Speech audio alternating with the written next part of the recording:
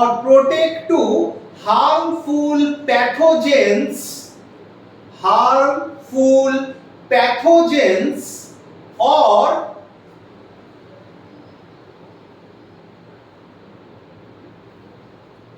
foreign substance, foreign মানে বহিরাগত, FOREIGN, foreign substance।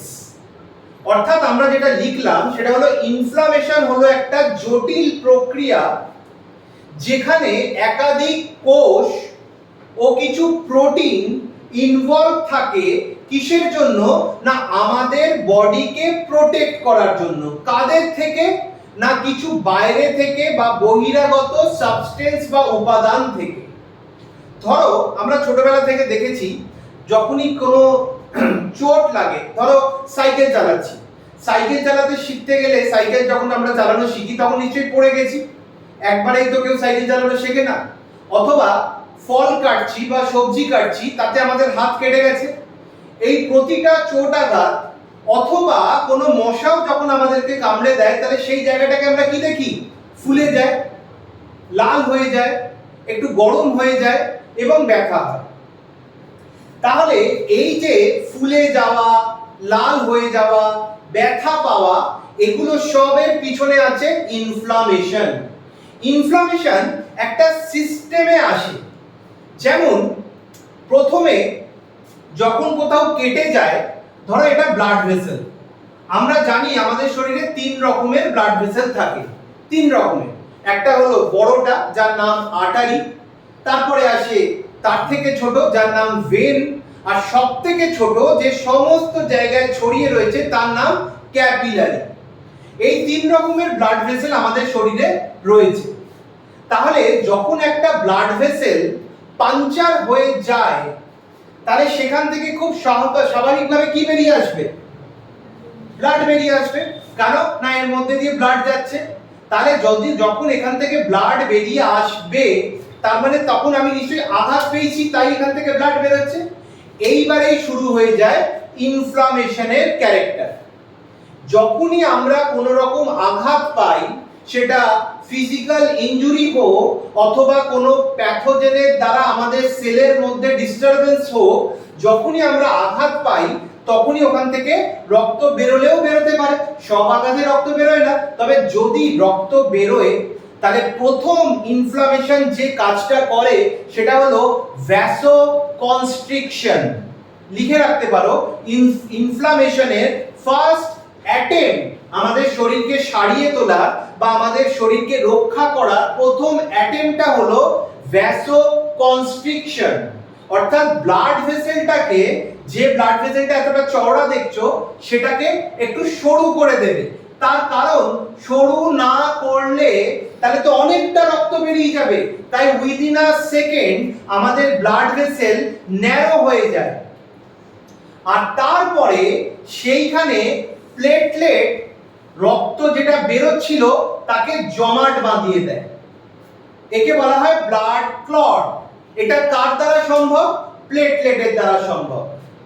রক্তকে জমাট বাঁধিয়ে দেয়, এই প্রক্রিয়াকে বলা হয় হিমোস্ট্যাটিস।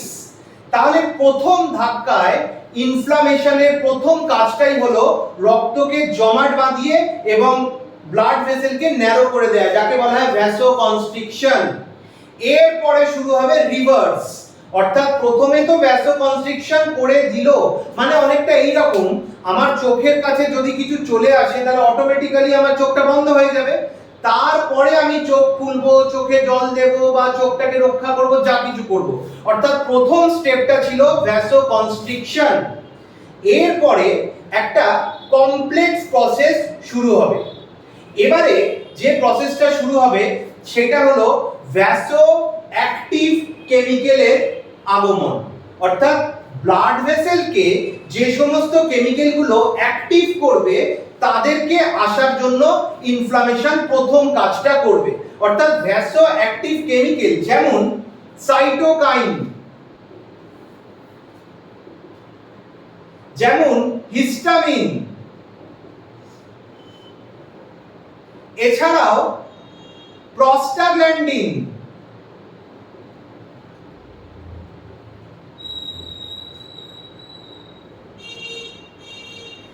এছাড়াও আরো কিছু কিছু কেমিক্যাল থাকে, কিন্তু মূলত এই সাইটোকাইন, হিস্টামিন, প্রস্টাগ্ল্যান্ডিন এদের কাজ হচ্ছে এই ব্লাড ভেসেল যেটা ন্যারো হয়ে গেছে আঘাত লাগার ফলে তাকে ইনিশিয়ালি চওড়া করে দেবে। তার কারণ যদি চওড়া না করা হয় তাহলে আমাকে সারানোর জন্য যারা লোকগুলো রয়েছে, যে সমস্ত কেমিক্যালগুলো রয়েছে, তারা আসবে কি করে?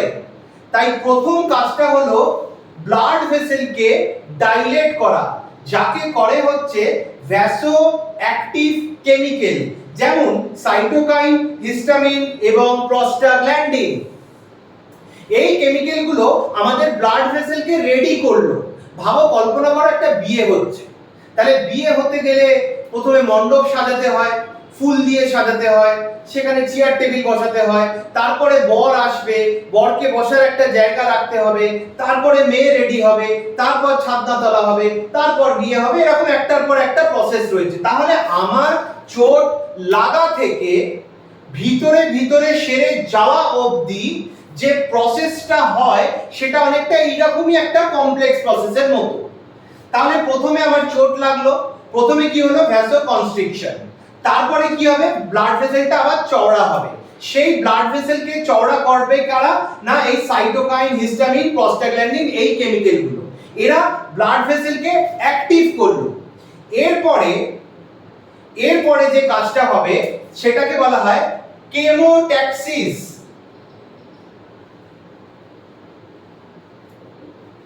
কেমোট্যাক্সিস হচ্ছে একটা পদ্ধতি, যে পদ্ধতির মাধ্যমে কিছু ইমিউন সেল বা কিছু রক্তকণিকা, যেমন হোয়াইট ব্লাড সেল, আমাদের ব্লাড ভেসেলে আসবে। শুধু আসবে তা নয়, এই ক্ষতিগ্রস্ত অংশে, মানে এইটা তো রক্তকণিকা, এটা এখানে ব্লাড ভেসেল, এটার মধ্যে দিয়ে রক্ত যাচ্ছে, আর ভাবো এই টিস্যুটা ক্ষতিগ্রস্ত হয়েছে।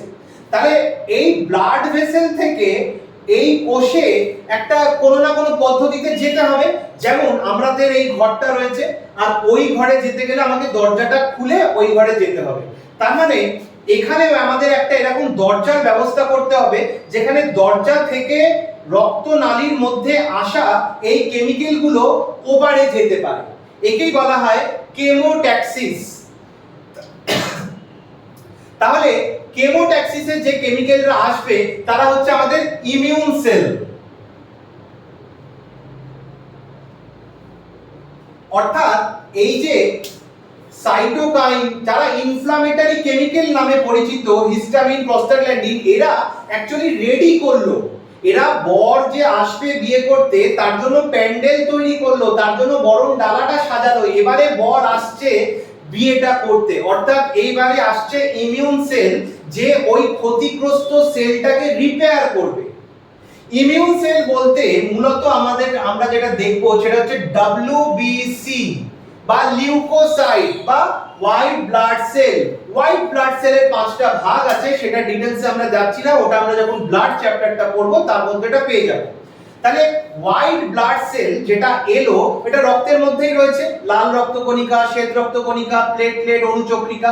তো যখন হোয়াইট ব্লাড সেল আসছে, এই হোয়াইট ব্লাড সেলের মধ্যে বিশেষ করে কয়েকটা উপাদান, যেমন নিউট্রোফিল,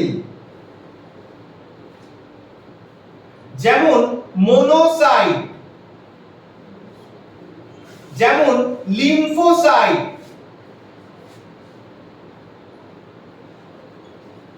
এই 3টে উপাদান মূলত আমার ওই ক্ষতিগ্রস্ত হয়ে যাওয়া সাইটটাকে রিপেয়ার করবে।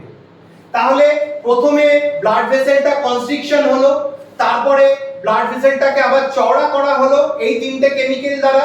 এই 3টে কেমিক্যাল যখন ব্লাড ভেসেলকে চওড়া করলো, তারপরে সেখানে ইমিউন সেল আসছে। এই ইমিউন সেলের মধ্যে কারা থাকছে? ডব্লিউবিসির মধ্যে নিউট্রোফিল, মোনোসাইট, লিম্ফোসাইট, এছাড়াও টি সেল, বি সেল, এরাও রয়েছে। এদের কাজ কি? এরা ওই ক্ষতিগ্রস্ত জায়গাটায় পৌঁছে জায়গাটাকে রিপেয়ার করবে। আচ্ছা, এই ক্ষতিগ্রস্ত জায়গাটায় পৌঁছাতে গেলে তারা তো এখন রক্তনালীর মধ্যে আছে, তাহলে এই রক্তনালীর পারমেবিলিটি, অর্থাৎ এপার থেকে ওপারে যাওয়া, অর্থাৎ তোমরা দেখেছো গাছে যখন জল দেওয়া হয় সেই জল কি পাইপ থেকে বেরিয়ে আসে? বেরোয় না তো। কেন না? ওটা পারমেবল নয়। একটা হয় নন পারমেবল, একটা হয় সেমি পার্মেনেবল আর একটা হয় পার্মেনেবল। তো যেরকম আমাদের ত্বক হচ্ছে সেমি পার্মেনেবল, অর্থাৎ আমাদের যেরকম এই যে আমার ঘাম আসছে, তো এই যে ঘামটা শরীরের মধ্যে থেকে আসছে, কেউ তো বাইরে থেকে জল ছেটাচ্ছে না, অর্থাৎ শরীরের জল বাইরে বেরোচ্ছে। ঠিক সেরকম ভাবে রক্তনালী, যখন রক্তনালীর মধ্যে দিয়ে এই কেমিক্যালগুলো যখন এই ক্ষতিগ্রস্ত অংশে যাওয়ার চেষ্টা করবে, তার জন্য ব্লাড ভেসেলকে চওড়া হয়ে যেতে হবে। অর্থাৎ এখন আমাদের এই ব্লাড ভেসেলটা দেখতে হবে আর একটু চওড়া, অর্থাৎ ভ্যাসো ডাইলেশন হয়ে গেছে। এবং এখানে যে রক্তটা আসছে তার মধ্যে এই কেমিক্যালগুলো ধীরে ধীরে এই ক্ষতিগ্রস্ত টিস্যুর মধ্যে পৌঁছে যাবে। এই ক্ষতিগ্রস্ত টিস্যুর মধ্যে পারমেবিলিটি, অর্থাৎ ব্লাড ভেসেলের পারমেবিলিটিটা বেড়ে যাবে এবং এই ক্ষতিগ্রস্ত টিস্যুর মধ্যে ওই কেমিক্যালগুলো পৌঁছে যাবে। এই কেমিক্যালগুলো না পৌঁছালে আমাদের জায়গাটা সারাবে কে? আমরা মনে করছি আমি ওষুধ খেয়ে সারাচ্ছি, কিন্তু না, আমার বডি একদম from the time of incident এটা শুরু করে দিচ্ছে। তাহলে এই কেমিক্যালগুলো যখন ওই ক্ষতিগ্রস্ত জায়গায় পৌঁছে গেল, এবারে আবার একটা নতুন অধ্যায় শুরু হবে। সেই নতুন অধ্যায়টার নাম হলো ফ্যাগোসাইটোসিস।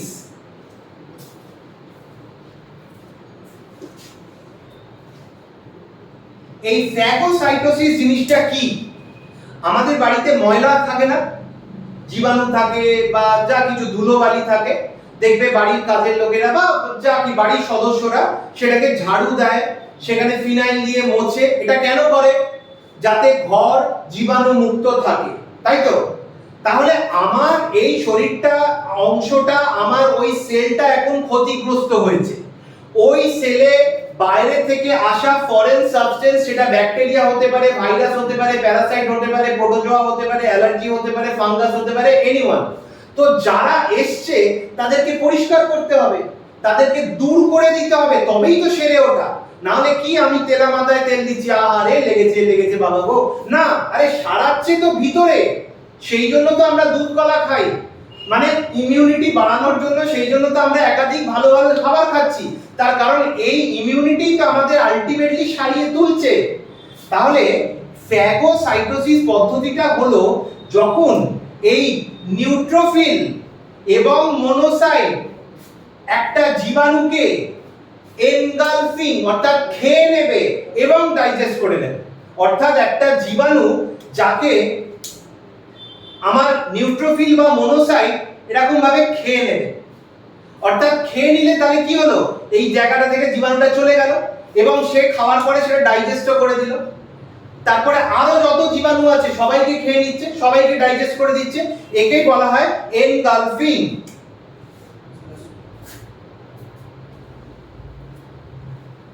অর্থাৎ এনগালফিং করছে কে? করছে নিউট্রোফিল, মনোসাইট। আর লিম্ফোসাইটের কাজ কি? লিম্ফোসাইট মেইনলি মারামারিটা করছে। লিম্ফোসাইট মারামারি করে, লিম্ফোসাইট আধমরা করে দেয়, অথবা লিম্ফোসাইট পা হাত পা ভেঙে দেয় এবং লিম্ফোসাইট মেরে দেয়। আর তারপরে নিউট্রোফিল আর মনোসাইট সেইটাকে পরিষ্কার করে। এই পরিষ্কার করে দেওয়ার পদ্ধতিটাকেই বলা হয় ফ্যাগোসাইটোসিস। তাহলে ফ্যাগোসাইটোসিস করলে আমার সেই জায়গার সেলের মধ্যে থাকা প্যাথোজেন বা জীবাণুগুলো ধীরে ধীরে সরে গেল, এবারে আমার ঘরটা পরিষ্কার হয়ে গেল। এরপরে আসবে রিপেয়ারিং, অর্থাৎ যেখানে আমার ক্ষতিগ্রস্ত হয়েছে সেই জায়গাটাকে এবারে রিপেয়ার করতে হবে। আচ্ছা, আমি সাইকেল থেকে যদি কখনো পড়ে গেছিলাম, সেই ঘাটা কি এখনো রয়েছে? জুড়ে গেছে না? এই জুড়ে যাওয়াকেই বলা হয় ফাইব্রোব্লাস্ট।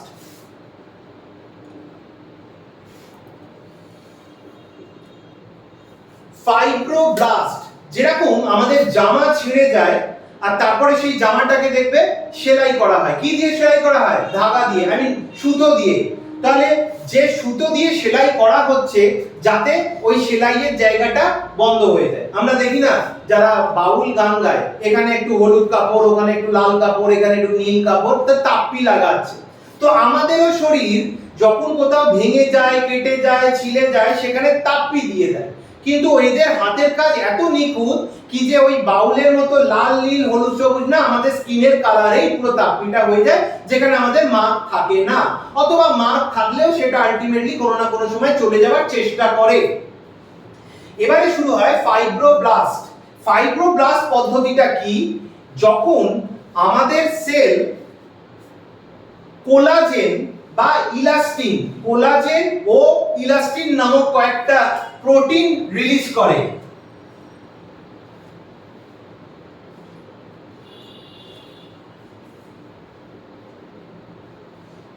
এটা কি?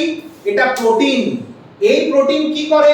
আমাদের সেলটা যেটা ভেঙে গেছে, ছিঁড়ে গেছে, ক্ষতিগ্রস্ত হয়েছে তাকে আবার রিপেয়ার করে দেয়। তাহলে আলটিমেটলি রিপেয়ার হয়ে গেলেই আমরা ঠিক হয়ে যাব ফাইনালি। তাহলে পুরো প্রসেসটাকে আমি যদি আরেকবার রিকনস্ট্রাক্ট করি, এরকম হবে। প্রথমে আমাদের ব্লাড ভেসেলটা নরমাল থাকে, তারপরে চোট লাগে, চোট লাগতেই সেখান থেকে রক্ত বেরোয়। রক্তটা যদি বেরিয়েই যেত তাহলে তো আমরা মারা পড়তাম। আমাদের শরীরের মধ্যে তো সীমিত রক্ত আছে, 5 লিটার, 5.5 লিটার, 6 লিটার এরকম সীমিত রক্ত আছে। তাহলে যদি রক্তটা বেরিয়েই যেত তাহলে ওখানেই আমরা মারা যেতাম, পরে আর এত কিছু কাজই হতো না। তাই সবথেকে আগে দরকার ছিল রক্তটাকে বন্ধ করা। তাই রক্ত বন্ধ করা কিভাবে হবে? না, ব্লাড ভেসেলটা ছোট হয়ে গিয়ে, ন্যারো হয়ে গিয়ে, আর সাথে সাথে প্লেটলেট কি করবে? রক্তকে জমাট বাঁধিয়ে দেবে, অর্থাৎ হিমোস্ট্যাটিস করে। এটা প্রথম কাজ হয়ে গেল। এবারে দ্বিতীয় কাজ কি হবে? ব্লাড ভেসেলটা চওড়া হবে আবার, যাতে এই সব প্রক্রিয়াগুলো ভালোভাবে হতে পারে, অর্থাৎ আমি যাতে সেরে উঠতে পারি। তাই আবার ব্লাড ভেসেলটাকে চওড়া করা হলো। কে চওড়া করবে? Inflammatory chemical. এই যে আমরা ইনফ্লামেশন লিখেছি, আর আমরা ডেফিনেশনের মধ্যে লিখেছি যে inflammation is a complex process where involving variety of cell and signaling process, যাদের মূল উদ্দেশ্য থাকে আমাদের শরীরকে সারিয়ে তোলা। তাহলে এই যে ইনফ্লামেটরি কেমিক্যাল, এরা এসে কি করবে? ব্লাড ভেসেলকে চওড়া করবে। ব্লাড ভেসেলটা যেই চওড়া হয়ে গেল, তারপরে খেলাটা শুরু হবে। এবারে হবে কেমোট্যাক্সিস। এই কেমোট্যাক্সিসের মাধ্যমে কিছু সিগন্যাল যাবে আমাদের শরীরে, যেখানে যেখানে নিউট্রোফিল বা ইমিউন সেল আছে তারা এবারে ওই লোকাল এরিয়াতে, অর্থাৎ যদি আমার হাতে চোট লাগে তাহলে হাতে, যদি পায়ে চোট লাগে তাহলে পায়ে, যদি কাঁধে চোট লাগে তাহলে কাঁধে, অর্থাৎ সারা শরীরের মধ্যে থাকা ইমিউন সেল ট্রাভেল করতে করতে ওই লোকাল এরিয়াটাতে এসে পৌঁছাবে। একেই বলা হয় কেমোট্যাক্সিস।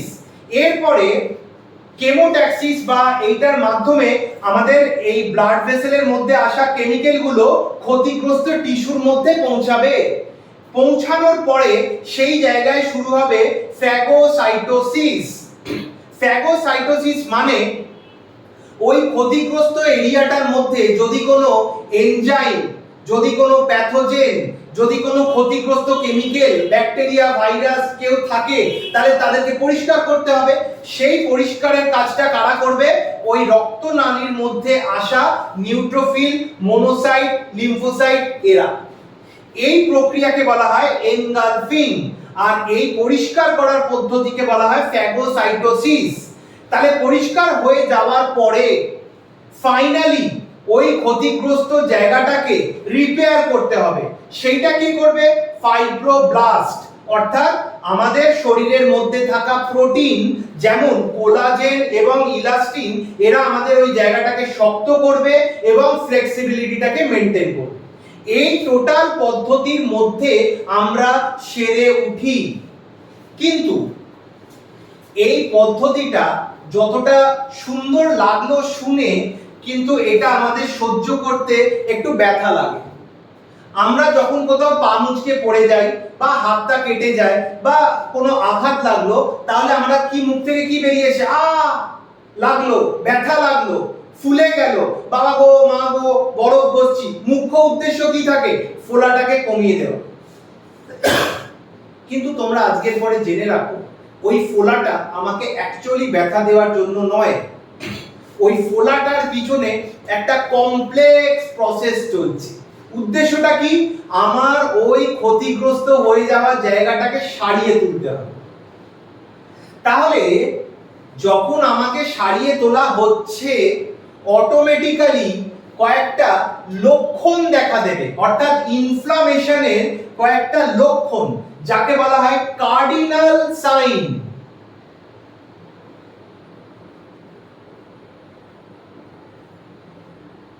অর্থাৎ একদম ক্লাসিক্যাল কিছু লক্ষণ। আচ্ছা, যদি কোনো ছেলে ঘরে পড়াশোনা করে, তার ঘর থেকে গানের আওয়াজ বেরোবে না পড়ার আওয়াজ বেরোবে? পড়ার আওয়াজ বেরোবে। তাহলে ঠিক সেরকম ভাবে যখন আমার শরীরে ইনফ্লামেশনের প্রসেসটা চলবে, তখন একদম স্বাভাবিকভাবে কয়েকটা লক্ষণ দেখা দেবে। যে লক্ষণগুলো হলো, প্রথম হলো রেডনেস। এটার টেকনিক্যাল নাম হচ্ছে রুবার, অর্থাৎ লাল হয়ে যাবে। মূলত লাল কেন হবে? আচ্ছা, আমরা ছোটবেলায় একটা খেলা খেলতাম দেখতে, ওই টর্চের আলোটা এখানে যদি হাতে ফেলি, তাহলে আমাদের হাতের এই জায়গাটা কি রং দেখাতো? লাল। মানে ব্লাড ভেসেলের মধ্যে দিয়ে লাল রক্ত দৌড়াচ্ছে এবং সেখান থেকে কোনো আলো এলে সেই আলোটা লাল বর্ণের হয়ে যাচ্ছে। তাহলে রেডনেস, অর্থাৎ আমরা বলি না মেরে গাল লাল করে দেব, কিভাবে? যখনই কোনো আঘাত লাগছে, আমাদের ওই ছোট্ট ছোট্ট ব্লাড ভেসেল গুলো, যাদেরকে নাম বলি ক্যাপিলারি, তারা সঙ্গে সঙ্গে রেডি হয়ে যাচ্ছে, এই বুঝি এবার মারামারি করতে হবে। অর্থাৎ তারা আগে ছিল এইরকম, এখন এইরকম হয়ে যাচ্ছে, অর্থাৎ ভেসেলটা ডাইলেট হয়ে যাচ্ছে। আর তাহলে আমাদের চামড়ার সুপারফিশিয়াল লেয়ারের কাছে এরা চলে আসছে, তাই তখন দেখতে কেমন হবে?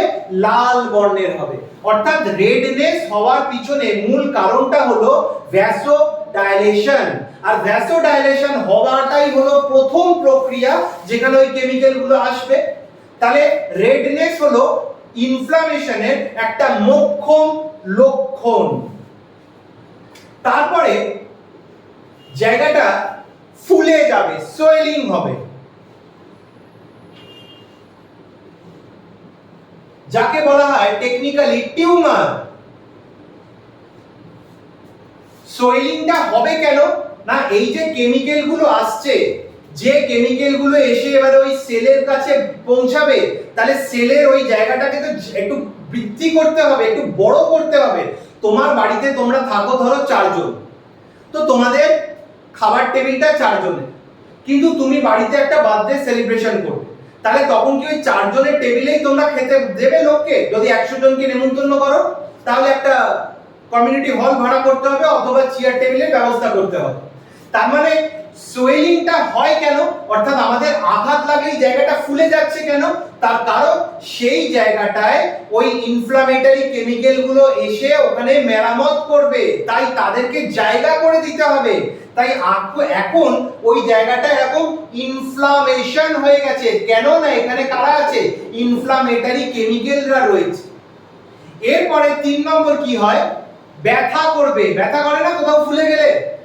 দেয়ালে মাথা ঢুকে দেখো, বুঝতে পেরে যাবে। পেন, পেনের টেকনিক্যাল নাম হলো ডলার। পেন কেন হয়? পেন হয় মূলত এই যে ফুলে গেল, তাহলে এর জন্য তো জায়গা ছিল না, তাকে বাড়তি একটা জায়গা করতে হলো। এই বাড়তি জায়গাটার সাথে এবারে আসে নার্ভ এন্ডিং। এই যে নার্ভ গুলো রয়েছে তাদের উপরে একটা চাপ পড়ছে, এবারে এই চাপটা ধীরে ধীরে আমাদের ব্রেনের কাছে পৌঁছাচ্ছে। তখন যখন ব্রেন আমাদেরকে ইনফরমেশন দেবে যে এবারে আমার এই চাপটা লাগছে, তখন আমরা ব্যথা অনুভব শুরু করব।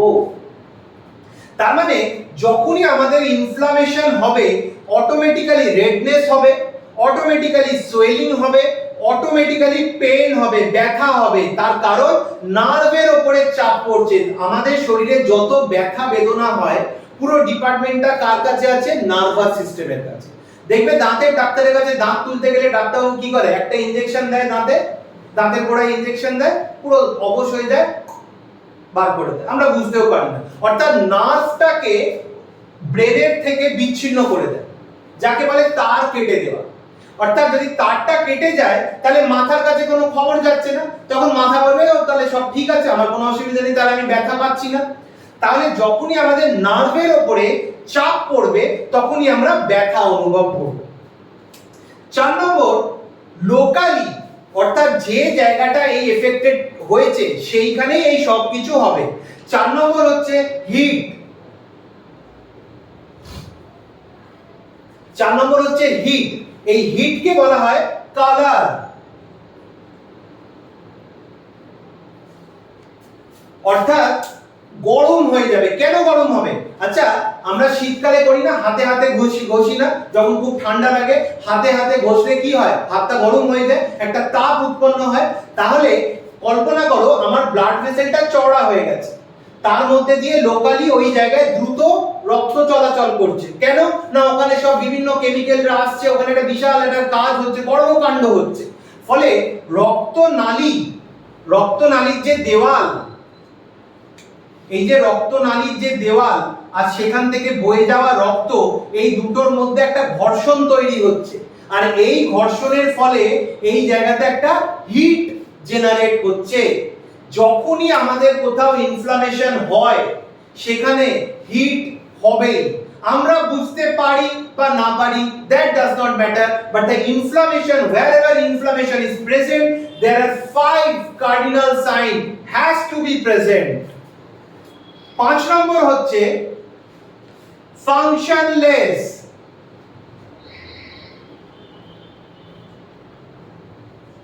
এটার টেকনিক্যাল নাম হচ্ছে ফাংশিও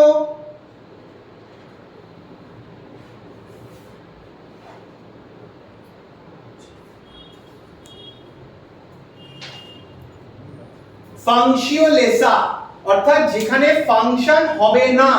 আচ্ছা, যখন আমাদের দাঁতে ব্যথা করে সেই দাঁত দিয়ে কি আমরা খেতে পারি? অটোমেটিক্যালি কি করি? পাশের দাঁতটায় চলে যাই। অর্থাৎ যার লাল হয়ে গেছে, ফুলে গেছে, ব্যথা হচ্ছে, গরম হয়ে রয়েছে, অটোমেটিক্যালি সেই জায়গাটা কাজ করবে না। সুতরাং 5 নম্বরটা ফ্রিতে পাওয়া। 5 নম্বরটা হচ্ছে সেই জায়গাটা কাজ করছে না। আমার বাঁদিকের চোখে যদি দেখতে অসুবিধা হয়, অটোমেটিক্যালি আমার সব দৃষ্টিটা ডান দিকে যাবে। আমার বাঁদিকের হাতটা যদি ব্যথা করে, তাহলে বাঁ হাতের কাজটাকে ডান হাতে করতে হবে। অটোমেটিক্যালি এই জিনিসগুলো হয়ে যাচ্ছে। সুতরাং ইনফ্লামেশন, আবার একদম শুরুর কথাটায় যাই, ইনফ্লামেশন হলো একটা কমপ্লেক্স প্রসেস।